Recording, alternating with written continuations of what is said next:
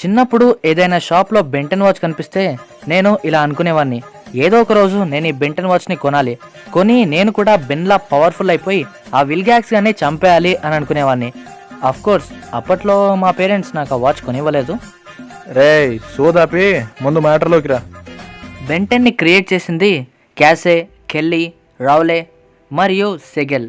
వీళ్ళు నలుగురు కలిసి బెంటన్ని క్రియేట్ చేశారు.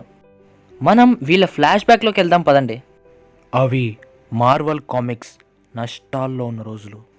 సీగిల్కి మరియు క్యాసీకి 30 ఏళ్ల పరిచయం ఉంది. సీగిల్కి ఒక ఫ్రెండ్ ఉండేవాడు, అతను ఒక కామిక్ క్రియేటర్. ఈ కామిక్ క్రియేటర్కి ఇంకో ఫ్రెండ్ ఉండేవాడు, తన పేరే రౌలే.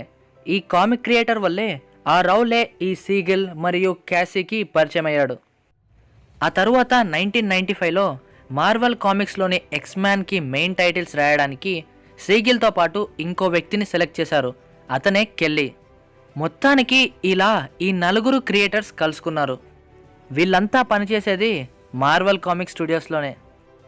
ఆ తరువాత సూపర్ మ్యాన్ కామిక్స్ మీద వర్క్ చేయడానికి వీళ్ళు నలుగురు ఒకరి తర్వాత ఒకరు మార్వల్ కామిక్స్ స్టూడియోస్ నుంచి డీసీ కామిక్స్ స్టూడియోస్కి వెళ్ళారు.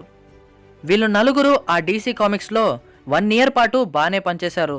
ఆ 1 ఇయర్ తర్వాత డీసీ కామిక్స్ వాళ్ళు వీళ్ళ నలుగురికి ఇలా చెప్పారు, ఇంకా ఇప్పటి నుంచి మీరు సూపర్ మ్యాన్ కామిక్స్ మీద దృష్టి పెట్టాల్సిన అవసరం లేదు అని చెప్పారు. అంటే ఇంకా డీసీ కామిక్స్లో వీళ్ళ పని అయిపోయింది అని. ఆ తరువాత వీళ్ళు నలుగురు బాగా ఆలోచించారు, అసలు మనమెందుకు ఒకరి కింద ఉండి కామిక్స్ని క్రియేట్ చేయాలి, మనమే సొంతంగా ఒక ఇండస్ట్రీ పెట్టి మనమే సొంత కామిక్స్ని క్రియేట్ చేయొచ్చు కదా అని ఆలోచించారు. దాంతో 2000లో వీళ్ళు ఒక కొత్త కామిక్స్ ఇండస్ట్రీని స్టార్ట్ చేశారు. దాని పేరే మ్యాన్ ఆఫ్ యాక్షన్. వీళ్ళ కామిక్స్ ఏదో రన్ అయ్యాయి అంతే, కానీ పెద్దగా సక్సెస్ అవ్వలేదు. ఆ తరువాత 2004లో ఎక్స్మెన్ లెజెండ్స్ అనే వీడియో గేమ్లో ఈ నలుగురు పనిచేశారు. ఈ మ్యాన్ ఆఫ్ యాక్షన్ టీం వాళ్ళు వీళ్ళ స్కిల్స్ని అందరికీ తెలిసేలా చేశారు. ఆ తరువాత వీళ్ళ లైఫ్లోకి మాథ్యూ సెన్రిచ్ అనే ఒక వ్యక్తి వచ్చాడు. ఈయన రావడంతో వీళ్ళ లైఫ్ ఒక కొత్త మలుపు తిరిగింది. ఈ మాథ్యూ సెన్రిచ్ అనే వ్యక్తి విజార్డ్ అనే మ్యాగజైన్కి ఒకప్పుడు ఎడిటర్గా పనిచేశాడు. ఈయన ఈ మ్యాన్ ఆఫ్ యాక్షన్ టీం దగ్గరకు వచ్చి, మీరు ఒకసారి శామ్ రెజిస్టర్ని కలవండి అని చెప్పాడు. ఈ శామ్ రెజిస్టర్ ఒకప్పుడు సిఎన్కి వైస్ ప్రెసిడెంట్, అదే కార్టూన్ నెట్వర్క్కి వైస్ ప్రెసిడెంట్. మాథ్యూ సజెస్ట్ చేసినట్టే ఈ మ్యాన్ ఆఫ్ యాక్షన్ టీం వాళ్ళు ఒక 20 ఐడియాస్తో శామ్ రెజిస్టర్ దగ్గరికి బయలుదేరారు. వాళ్ళు శామ్ రెజిస్టర్ని కలిశారు. శామ్ రెజిస్టర్ వాళ్ళని మాట్లాడడానికి కేవలం 20 మినిట్స్ మాత్రమే ఇచ్చాడు.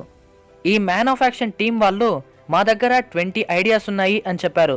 దీంతో ఆ ఆఫీస్లో పనిచేసే ఒక అతను అక్కడ ఒక బెల్ని, ఒక టైమర్ని సెట్ చేశాడు.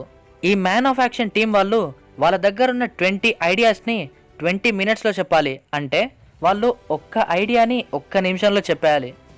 టైమర్ రన్ అవుతుంది, ఎవ్రీ మినిట్కి బెల్ మోగుతుంది. వాళ్ళు చెప్పిన first idea Ben Ten. Ben Ten concept Sam రెజిస్టర్కి బాగా నచ్చింది.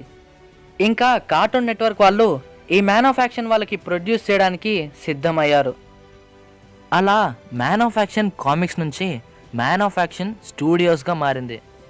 డిసెంబర్ 27, 2005 మొట్టమొదటిగా బెంటెన్ టెలివిజన్లో టెలికాస్ట్ అయింది. బెంటెన్ సక్సెస్ ఊహించని రేంజ్లో వచ్చింది. అలా బెంటెన్ యొక్క ఫస్ట్ సిరీస్ 2005లో స్టార్ట్ అయింది. ఏప్రిల్ 15, 2008లో ఈ ఫస్ట్ సిరీస్ ఎండ్ అయింది. ఆ తరువాత బెంటెన్ ఏలియన్ ఫోర్స్ అనే కొత్త సిరీస్ స్టార్ట్ అయింది. ఈ సిరీస్ బెంటెన్ సిరీస్కి సీక్వెల్. దీంట్లో బెన్ పెద్దవుతాడు, అంటే 5 ఇయర్స్ పెద్దవుతాడు. ఈ సిరీస్ ఏప్రిల్ 18, 2008లో స్టార్ట్ అయ్యి మార్చ్ 26, 2010లో ఎండ్ అయింది. ఆ తరువాత బెంటెన్ అల్టిమేట్ ఏలియన్ అని థర్డ్ సిరీస్ కూడా స్టార్ట్ అయింది.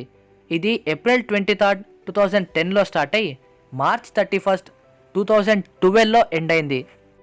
దీని తర్వాత బెంటెన్ ఆమ్నివర్స్ అని ఇంకో కొత్త సిరీస్ స్టార్ట్ అయింది. ఇది సెప్టెంబర్ 22, 2012న స్టార్ట్ అయ్యి నవంబర్ 14, 2014లో ఎండ్ అయింది. ఇప్పుడు ప్రజెంట్ నడుస్తున్న సిరీస్ అయితే బెంటెన్ రీబూట్. ఇది 2016లో స్టార్ట్ అయింది. ఇది సేమ్ బెంటెన్ స్టార్టింగ్లో ఉన్న స్టోరీయే, కాకపోతే యానిమేషన్ కొంచెం చేంజ్ ఉంటుంది. దాంతోపాటు ఏలియన్స్ కూడా కాస్త డిఫరెంట్గానే ఉంటాయి. ఇక బెంటెన్ మూవీస్ విషయానికి వస్తే బెంటెన్కి సంబంధించి 4 మూవీస్ ఉన్నాయి. Ben Ten race against the time, Ben Ten alien swarm, Ben Ten destroy all aliens, Ben Ten versus the universe. ఈ 4 మూవీస్లో race against the time, alien swarm ఈ 2 మూవీస్ మాత్రం చాలా స్పెషల్. ఎందుకంటే ఈ 2 మూవీస్లో నిజమైన మనుషులు నటించారు. బెంటెన్లో ఇన్ని సిరీస్ వచ్చినా కానీ నాకు మాత్రం ఫస్ట్ సిరీసే బాగా నచ్చింది. మీకు ఏ సిరీస్ నచ్చిందో కామెంట్ చేసి చెప్పండి. ఇది బెంటెన్ ది అన్టోల్డ్ స్టోరీ.